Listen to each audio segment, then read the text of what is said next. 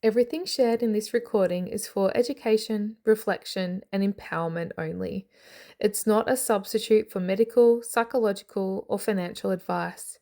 It's an invitation to explore your own truth, intuition, and well-being in a grounded way. Please listen with self-awareness, take what resonates, and leave what doesn't. Remember, real growth happens through integration, so always honor your body, your boundaries, and your own inner wisdom as you move through this recording and the work that you do with yourself.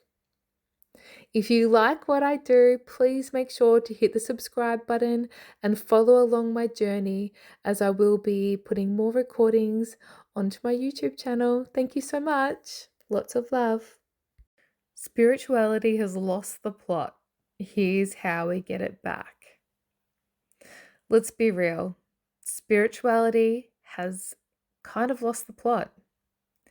It's become another trend, another identity, another thing to perform online. Everyone's talking about alignment, vibration, and manifestation, which is great. It's great awareness. Awareness is growing. But somewhere along the way, we forgot what it actually means to live it. The word spirituality gets used everywhere these days, in books, on social media, in workshops, in everyday conversation. And while that's beautiful in some ways, the meaning has started to blur. Spirituality was never meant to be complicated or performative. It's not about how many rituals you do or how high vibe you sound or how enlightened you appear online. It's about simplifying your life, grounding yourself, and learning how to feel what's real instead of avoiding it. At its core, spirituality is about presence, being in your body, in the moment, and in your truth. It's not about escaping life. It's about learning how to actually be in it. When spirituality drifts from reality, a lot of people find spirituality because they're looking for meaning, healing, or connection. This is the human experience and crucial to evolution. That's where the journey starts, with curiosity and hope. But along the way, it can turn into something performative. We start reading all the books, following all the teachers, putting people on pedestals, learning all the terms, and yet we're not actually living it. We think we are. We talk about consciousness, light, and vibration, but forget to look at how we show up in our relationships, our emotions, our habits, and our truth. Even when we think we're doing the work, we can still be avoiding what's uncomfortable, projecting instead of feeling, talking instead of integrating. This is what's known as spiritual bypassing. Using spiritual ideas or tools to avoid facing hard emotions, trauma, or truth. It's not intentional. It's just a coping mechanism, but it stops us from growing. Here are a few examples. Saying everything happens for a reason when you're still hurting. Using love and light to avoid anger or grief.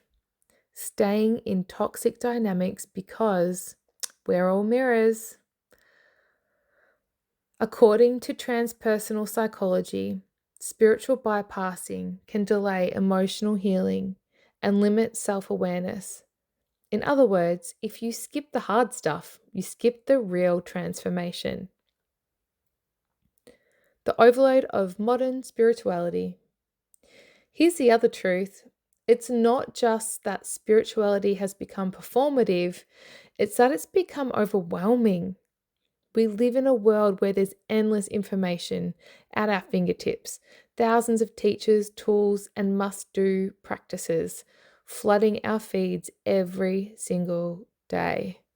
It's a lot, It's too much, actually. Our nervous systems were never designed to process this much stimulation, this many choices, or this constant stream of comparison. Neuroscience shows that when the brain is exposed to too many options or conflicting information, it actually activates the amygdala, the part responsible for fear and decision paralysis. It literally puts us into freeze mode. So even though we're consuming more wisdom than ever before, we're embodying less because our systems are overloaded. The nervous system can't integrate in overdrive. When we scroll endlessly, even if it's self-development content, our body doesn't know the difference between learning and stress. It still processes constant stimulation as activation. Over time, this can lead to symptoms or information fatigue, brain fog, anxiety, emotional numbness, trouble discerning what's actually true for us. A 2022 study from Nature Human Behavior found that the average human attention span online is now less than 8 seconds, and continuous exposure to information spikes dopamine in the same way as addictive behaviors. That's why so many people feel disconnected after being online, not inspired. The body's trying to protect us from overstimulation. The brain goes too much and the body follows. Choice paralysis in the spiritual space. Endless online options can feel empowering, but they also create confusion. When you're constantly told there's a right way to heal, meditate, manifest, or ascend, it can leave you doubting your own intuition. This confusion creates emotional freeze, a survival state where we stop moving forward because there are too many possible directions. It's not a lack of motivation, it's a nervous system fatigue. So we scroll instead of integrate. We save posts we'll never use. We keep searching for something we already have truth. And honestly, I'm not separate from that. I'm writing about it because I lived in it too. Even as someone who teaches this work, I still catch myself overwhelmed by the constant noise, the endless options, the pressure to do more, share more, be more. But that's exactly why I teach what I do, because I know how easy it is to get lost in it. My role isn't to tell people how to live or to make them rely on me. It's to remind them how to come back to themselves as a guide, not a coach.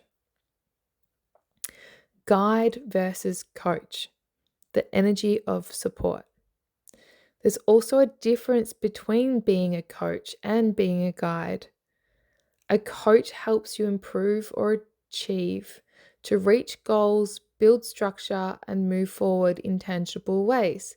They often offer tools, frameworks, or even strategies for how to live with more clarity and direction. That can be incredibly valuable, especially when you're trying to rebuild or realign your life. A guide walks beside you in a different way. A guide doesn't tell you how to live. They help you feel your way back to what's true to you or for you. They hold space for you, remembering that, oh my gosh, I'm sorry. They hold space for your remembering, not your performing. A guide doesn't create dependency. They nurture sovereignty. They remind you that you already have everything you're looking for. Sometimes you just need someone to reflect it back until you can see it again. That's the space I choose to hold. Not above, not ahead, beside. Because real spirituality isn't giving people a map. It's about helping them to trust their own compass. What the body actually needs. Your body doesn't need more input. It needs integration. It needs you to pause, breathe, touch the earth, and come back to simplicity, because that's where wisdom becomes lived experience, not another piece of content to consume. As the polyvagal theory by Stephen Porges, I can't say that, Porges explains, Porge, safety and embodiment come through slowness, connectivity, and presence. When we slow down, the vagus nerve signals to the brain that it's safe to rest, digest, and heal. This is why simplifying your spiritual practice is not laziness. It's biological alignment. But here's the thing. It's not about deleting everything, disappearing from social media, unless you want to, or rejecting the digital world altogether. Technology, online teachers, and shared wisdom can be incredible tools for connection and growth in moderation. The key is awareness, learning to notice when your body says enough, when your chest tightens, when your focus scatters, when you scroll past your intuition instead of into it. That's the moment to pause, to close the app, breathe, and come back to your own experience, not everyone else's. When used consciously, social media can inspire, teach, and connect. When used unconsciously, it can deplete, distract, and confuse. Spiritual maturity is knowing the difference and choosing your nervous system over your feed. The toxicity of putting people on pedestals. One of the biggest traps in modern spirituality is idolizing teachers, coaches, and healers. We find someone who seems to have it all together, calm, wise, radiant, and we hand them our trust, our power, and sometimes even our discernment, which is really scary. But here's the truth. No one has it all together.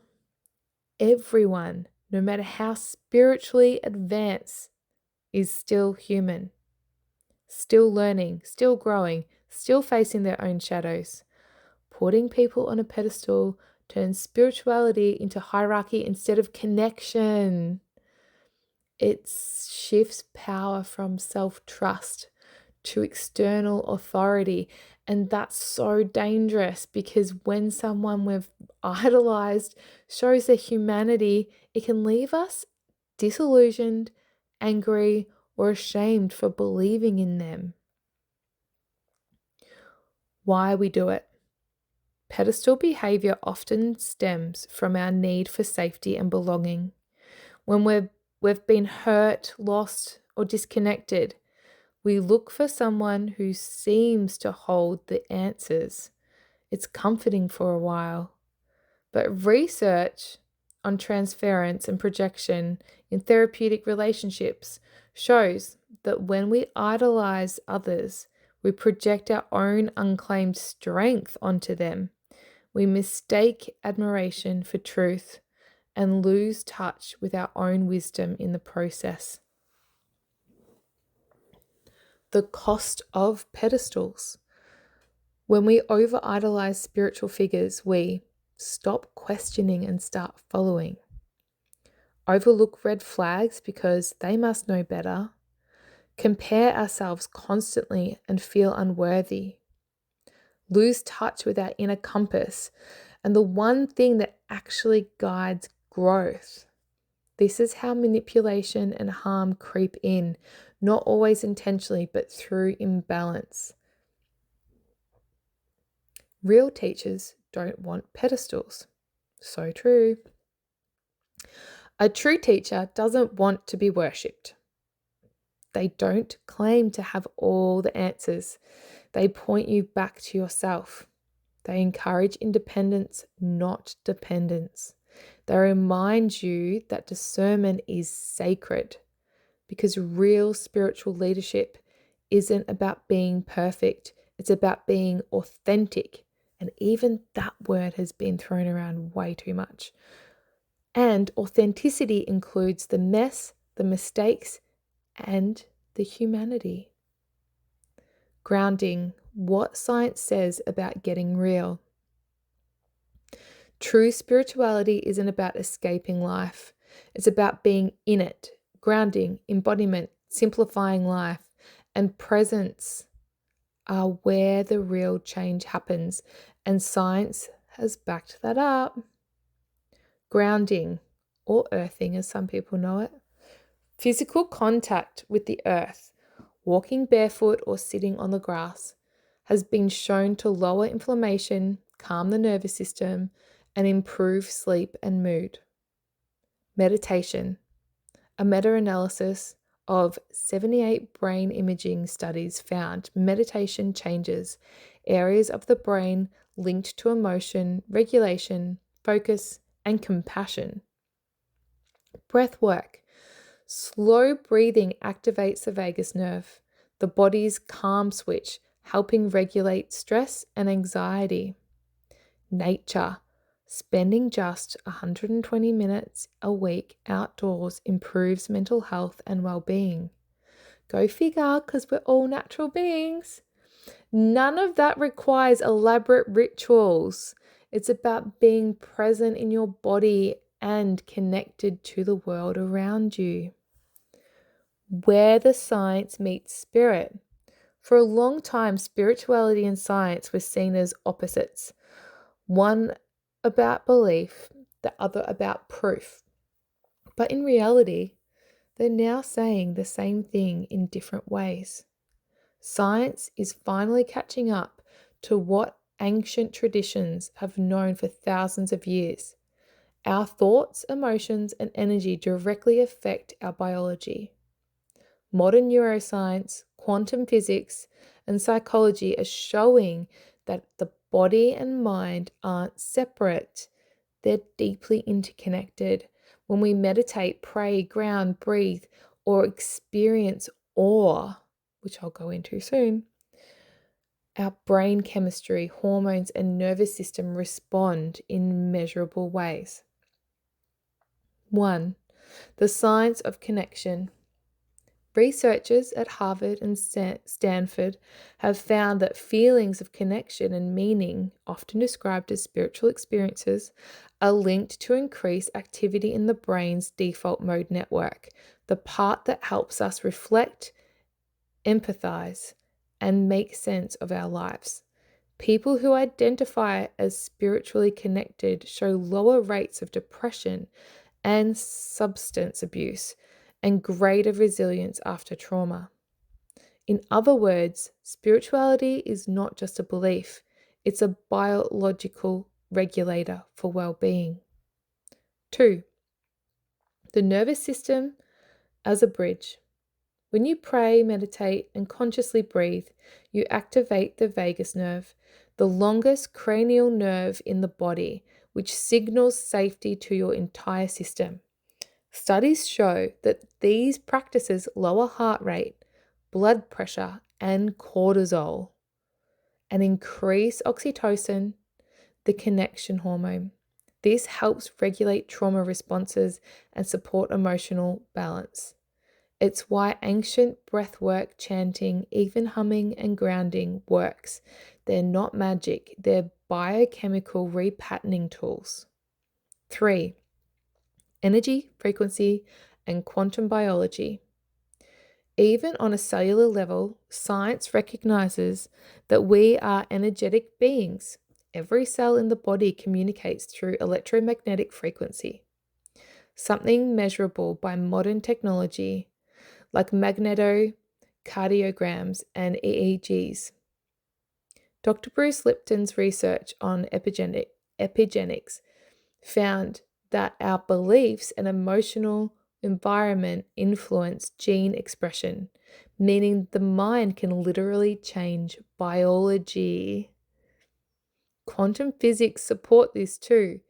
observation and intention influence outcomes on a subatomic level. That's not manifestation in a fluffy sense.